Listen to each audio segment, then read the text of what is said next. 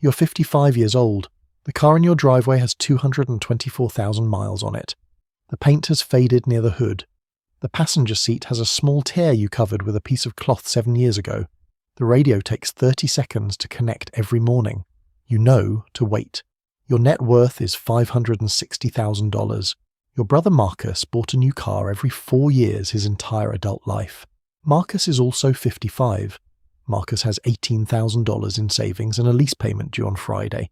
Same salary, same city, same starting point. One decision, 30 years apart.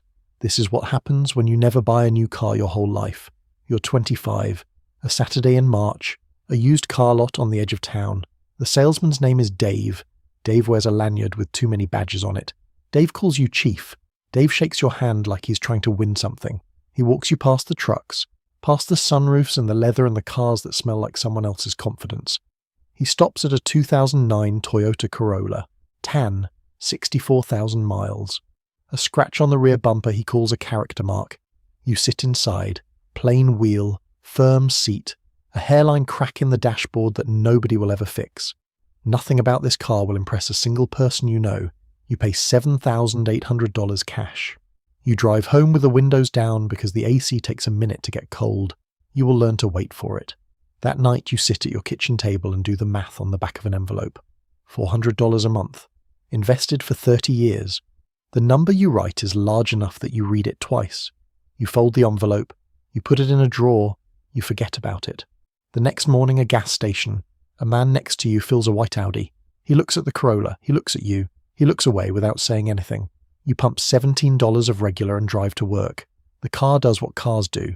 You are 27. The Corolla has 81,000 miles. The driver's seat has learned the shape of your back. There is a man at your office named Tyler. Tyler is 29. Tyler leases a black BMW. Tyler talks about the BMW the way some people talk about their children, with a pride that needs an audience. One Monday morning, Tyler parks next to you. Tyler looks at the Corolla. Tyler looks at you. Tyler says, "Bro, is that thing going to make it to the weekend?" You say it runs fine. Tyler says, "I'm just saying, you work hard. You deserve better than this." You say thank you. Tyler walks inside. You sit in the Corolla with your hands on the wheel. You're not angry. You're something quieter than angry. Something you do not have a name for yet. That weekend, your brother Marcus visits. Marcus just signed a lease on a 2024 Honda. Marcus walks around it in your parking lot the way people walk around things they are not sure they can afford yet. Marcus looks at your Corolla. Marcus says, "You should upgrade, man. Life is short." You say maybe. Marcus drives away. You open the drawer. You look at the envelope. The number is still there. You add new math underneath it. You put it back. The car is still the car. You are 30. The Corolla has 112,000 miles. A small rust spot has appeared above the rear wheel. You have decided to ignore it. Her name is Priya. 7 months. She is a teacher. She drives a 2020 Honda. She has never once mentioned your car. A Saturday in June. A wedding. White flowers. String lights. Outdoor venue. You pick Priya up at 7. She wears a green dress. She gets in without saying anything. You park in the back row. The lot is full of things that shine. A black Tesla. 2 Range Rovers. Marcus arrives late in a matte grey SUV that costs more than your annual rent. Marcus smells like cologne and certainty. Marcus hugs you, looks over your shoulder at the parking lot and says, "Bro, just once, treat yourself. You will feel different, I promise." You smile. You say maybe. On the walk to the venue, Priya looks at Marcus's SUV. Priya says, "He's doing really well, isn't he? She's not being cruel. She's making an observation. That is what makes it worse." The reception ends at 11. The drive home is quiet. Halfway back, Priya says, "I just want you to enjoy what you've earned. That's all." She says it gently, like she means it, like she's been holding it for a while. You drop her off. You drive home alone. You park. You sit in the car. You open your phone, a car app, a 2024 Camry, $31,000, estimated monthly payment $490. Your thumb stays on the screen. You think about the way Marcus parked at an angle. You think about the word reliable. You think about Priya's voice saying enjoy what you've earned like it was a simple thing. You close the app, you sit in the dark for a long time, not angry, not sad. Somewhere in between that does not have a name. You open the drawer, you take out the envelope, the number is $89,000. You stare at it until it stops feeling abstract, you put the envelope back. The next morning, a gas station. A man at the next pump is on the phone, loud enough that you hear without trying. He says, The payment is $680 a month. I can manage it. I just can't breathe right now. He hangs up. He looks at your Corolla. He smiles. He says, "Good morning." You say it is. You drive home. You do not know it yet, but last night was the night you almost broke. The car is still the car. You are 32. The Corolla has 139,000 miles. A Tuesday in February, 6 a.m. 11 degrees outside. You walk to the car in the dark. You turn the key. A click. Then silence. You do not panic. You have done this before. You call roadside assistance. The driver arrives in 20 minutes. His name tag says Earl. Earl is 58. Greybeard. A thermos of coffee in the cup holder. The calm of a man who has fixed 1,000 small problems without ever being properly thanked. Earl opens the hood. Earl connects the cables. Earl looks at the Corolla the way mechanics look at things they quietly respect. Earl says, "How long you had this one?" You say 7 years. Earl stops moving.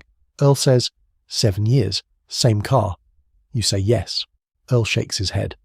Not like he feels sorry for you. Like he is recalculating something.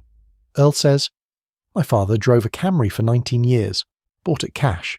Never made a big deal about it. Just drove it." Earl closes the hood. People thought he was struggling his whole life. He paid for my college with the money he never gave to a dealership. You stand in the cold saying nothing. Earl starts the Corolla. It coughs once, then catches, then runs. Earl picks up his thermos. Earl says, "People think guys like him were cheap." He looks at you. He wasn't cheap. He just never confused a car with a personality. Earl drives away.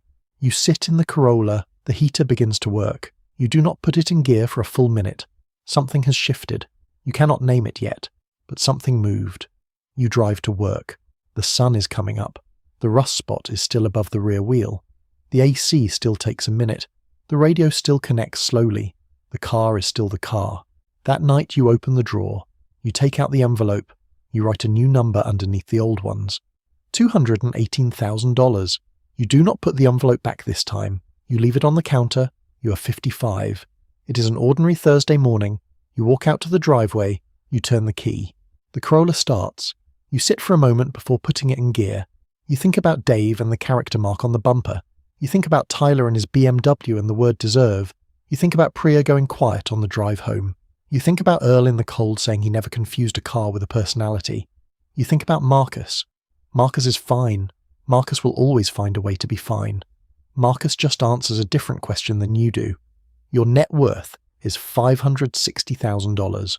Not because you were smarter, not because you got lucky, because for 30 years a car sat in your driveway every single morning and asked you something, and you answered it the same way every time. The AC takes a minute to get cold. You know to wait. Maybe you are 25 right now. Maybe there is a Dave somewhere, walking you past the leather seats towards something sensible, and you're not sure yet. Maybe you're closer to 55. Maybe the question has been sitting in your driveway for years, and you've been answering it with monthly payments, because that felt like the easier answer. Either way, the question is still there, every single morning, waiting. The car never changed, only the answer does.